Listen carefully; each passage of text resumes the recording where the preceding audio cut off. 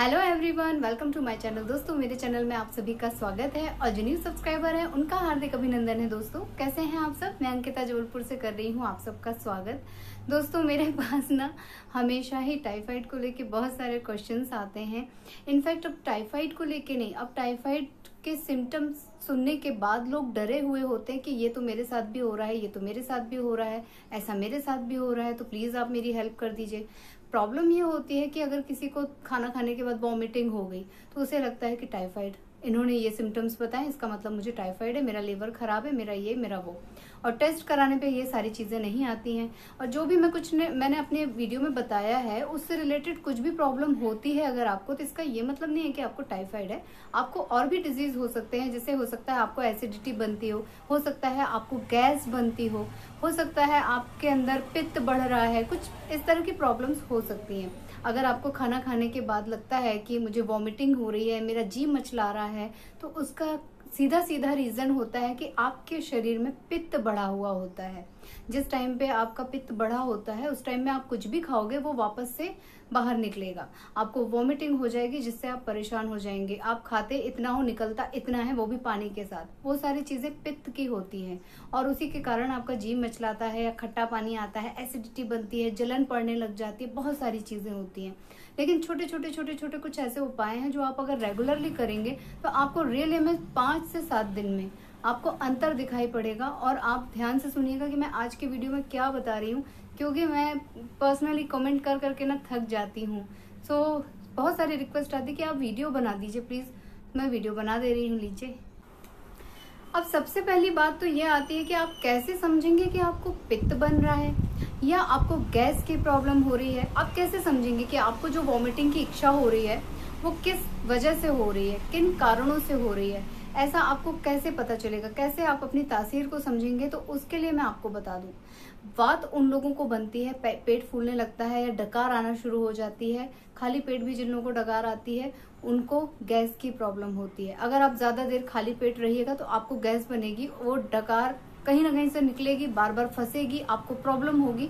उसी से आपको समझना है कि आपको बात की प्रॉब्लम है। या आपने कोई भी ऐसी चीज खाई, हल्की फुल्की बैगन खा लिया या कुमड़ा खा लिया, इस तरह की कोई चीज खा ली, उड़द की दाल खा ली, चने की दाल खा ली, छोटी छोटी सी चीजें खाने में, इस तरह की रेगुलर चीजें खाने में भी आपको गैस बनने लग जाती है, आपका पेट फूलने लग जाता है, आपको इनो पीना पड़ता है कुछ इस तरह का, तो आप समझ लीजिए कि आपकी तासीर जो है गैस वाली है।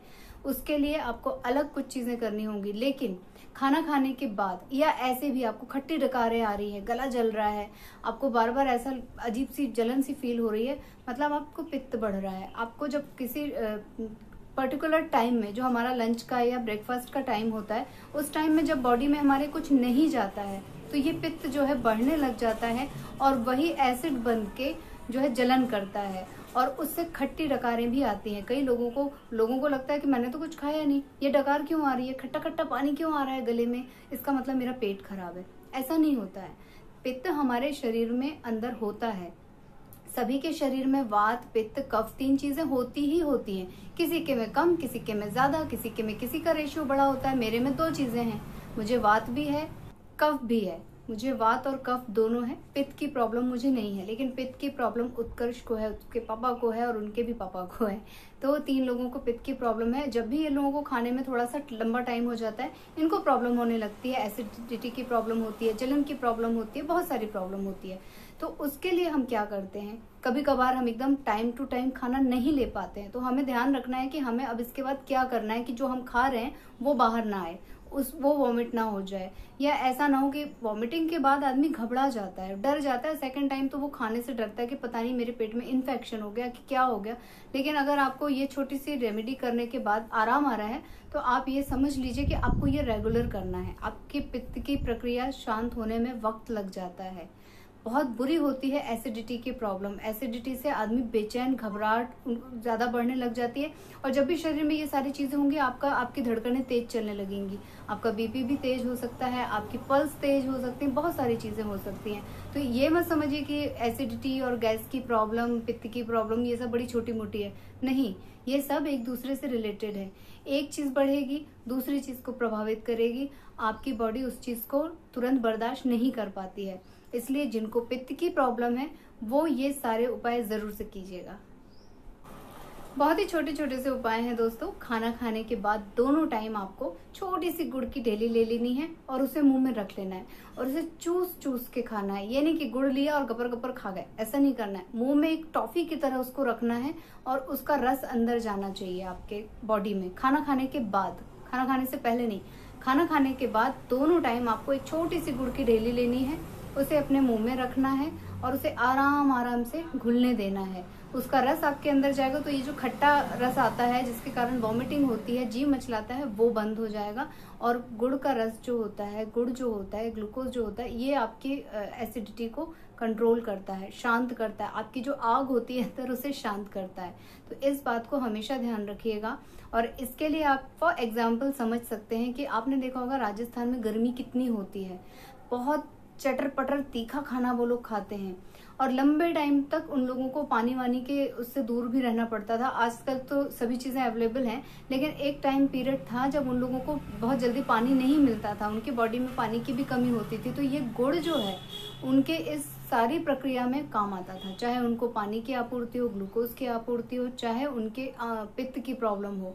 बहुत देर खाने से, बहुत देर भूखे रहने से पित्त बढ़ने लग जाता है, तो वो गुड़ की एक छोटी सी डेली उनके बहुत काम आती थी। और दूसरी बात ये कि जो वो चटर पटर खाते हैं, बहुत मिर्च मसाला खाते हैं, बहुत चटपटा खाना खाते हैं, तड़के वाला खाना खाते हैं, वो छोटी सी गुड़ की डेली उसमें भी आराम देती है उनको। अंदर जो शरीर में हम तीखा खा लेते तो हमें जलन होने लगती है ना, उस जलन को वो शांत करती है। दूसरी चीज, आप लोगों ने गौर किया होगा कि पहले के जमाने में जब भी लोग बड़े बुजुर्ग खाना खाते थे तो एक छोटी सी टोकनी आती थी जिसमें पान हुआ करता था, सुपारी हुई होती थी, चूना, कत्था, बहुत सारी चीजें जो भी पान में डाली जाती है वो सारा सब कुछ होता था। नहीं होता था तो सौंफ, लौंग, इलायची ये जरूर होते थे।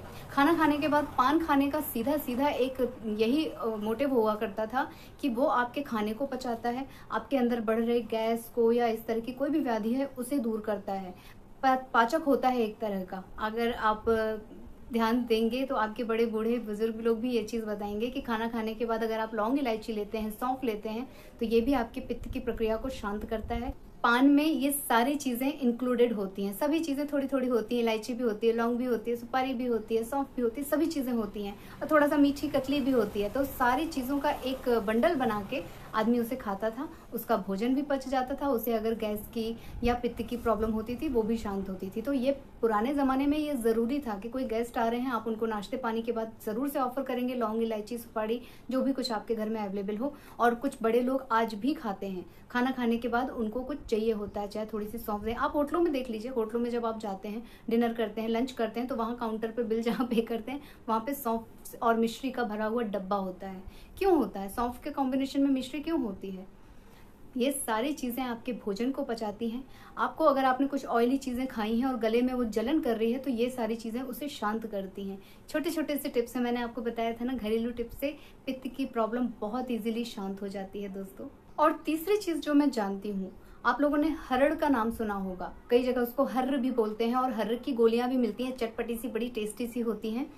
जिन लोगों को गैस वैस की प्रॉब्लम होती है वो भी उसे खाते हैं। लेकिन हरड़ जो है वो अलग अलग तरीके से अगर आप लेंगे तो आपके बहुत सारे रोगों को दूर करती है दोस्तों। उसके बारे में मैं आपको फिर कभी बताऊंगी, लेकिन आज मैं पित्त के बारे में बात कर रही हूँ, एसिडिटी के बारे में बात कर रही हूँ, तो सिर्फ इसी से रिलेटेड जानकारी दे रही हूँ कि जो हरड़ होती है, छोटी हरड़, बड़ी नहीं, छोटी वाली जो हरड़ होती है ब्लैक कलर की, आप उसका चूर्ण बना लीजिए और उसे आप 2 ग्राम के करीब गुड़ में मिक्स करके खाना खाने के आधे घंटे बाद उसे खाना है। उस 2 ग्राम हरड़ को 2 ग्राम गुड़ में मिलाकर खाना खाने के दोनों टाइम आधे घंटे बाद आपको उसे खाना है, सिर्फ 3 दिन। 3 दिन में ये जो आपको एसिडिटी की प्रॉब्लम उभरी है वो शांत हो जाएगी। आप ध्यान रखिए कि ऐसे लोगों को ना बहुत ज्यादा तेल मसाला ये सारी चीजें नहीं खानी चाहिए, जिनको बार बार पित्त की प्रॉब्लम होती है या जिनको बार बार एसिडिटी बनती है, ये इस तरह के खाने से बचना चाहिए। लेकिन कभी कभार अगर हम खा लेते हैं और हमें इस तरह की प्रॉब्लम होती है तो हम ये रेमेडी घर में कर सकते हैं। हमें इसके लिए डॉक्टर के पास नहीं भागना है, हमें इसके लिए परेशान नहीं होना है, बेचैन नहीं होना है। और वॉमिटिंग होने का मतलब सिर्फ ये नहीं है कि आपको टाइफाइड या आपके कोई किसी ऑर्गन में कोई प्रॉब्लम है। वॉमिटिंग हमें कई कारणों से होती है, इन्फेक्शन से भी होती है, आपका अगर कोई ऑर्गन वीक है उसकी वजह से भी होती है, प्लस आपको पित्त की वजह से या गैस की वजह से भी होती है। तो ये आपको समझना है कि आपको गैस के कारण हो रही है, पित्त के कारण हो रही है या क्या। वॉमिटिंग होने के बाद या उससे पहले आपको जलन हो रही है, गैस बन रही है, डकार आ रही है, वो सारी चीजें, वो सारे सिम्टम आपको ही समझना है, आपको ही देखना है और उसके हिसाब से ही ये सारी रेमेडी करनी है। मुझे लगता है कि जो भी छोटे छोटे से टिप्स मैं जानती थी मैंने आज की वीडियो में उसे आप लोगों के साथ शेयर कर लिया है। हरड़ बहुत ज़्यादा बेनिफिशियल होती है दोस्तों। इसके जब गुण मैं बताऊंगी ना तो आप लोगों को भी आश्चर्य होगा कि अच्छा इतने सारे यूजेस होते हैं इसके, इतनी ज़्यादा बेनिफिशियल होती है। लेकिन जिनके पास हरड़ नहीं है या जिनको हरड़ जो है कसैली होती है, जब आप उसे खाएंगे ना तो आपकी ज़बान अजीब सी कठोर सी हो जाएगी, आपको बोलने में थोड़ी सी प्रॉब्लम होगी, इसलिए यूजुअली लोग उसे पसंद नहीं करते हैं। जो लोग ज़्यादा प्रॉब्लम में होते हैं वही उसका यूज़ करते हैं। तो आप ये छोटे छोटे लौंग, सौंफ, सुपारी, थोड़ी सी मिश्री, थोड़ा सा गुड़, इन सब चीज़ों का यूज़ करिए और आप देखिए आपको 5 से 7 दिन में ज़रूर से लाभ मिलेगा। जल्दी तुरंत क्विक आपको लाभ नहीं मिलेगा, लेकिन एट अ टाइम आपकी जलन शांत हो जाएगी, आपकी बॉडी रिलैक्स हो जाएगी। बस आपको धीरे धीरे आपकी बॉडी समझने में हेल्प मिलेगी दोस्तों। तो मुझे लगता है कि आज का वीडियो भी आप लोगों के लिए यूजफुल होगा। जितनी नॉलेज मुझे है मैं आप लोगों के साथ शेयर कर देती हूँ। और भी आप लोगों के मन में अगर कुछ सवाल आते हैं इससे रिलेटेड तो आप लोग मुझसे बिल्कुल कमेंट करके पूछिएगा। जितना मुझे मालूम है मैं आप लोगों को बताने में कभी पीछे नहीं हटूंगी। मुझे लगता है कि वीडियो अब लंबा हो जाएगा और सारे काम की बातें मैंने आप लोगों को बता दी है, तो मैं अब यहीं पे आप लोगों से ले लेती हूँ विदा। मिलूंगी अपने नेक्स्ट वीडियो में, लेकिन जाने से पहले आप लोगों में से जो लोग नए हैं प्लीज़ मेरे चैनल को सब्सक्राइब कीजिएगा, वीडियोस को लाइक कीजिएगा और अपनी फैमिली और फ्रेंड्स के साथ उसे शेयर कीजिएगा दोस्तों। और इसी तरह अपना प्यार और आशीर्वाद बनाए रखिएगा। Thank you for watching. Bye bye.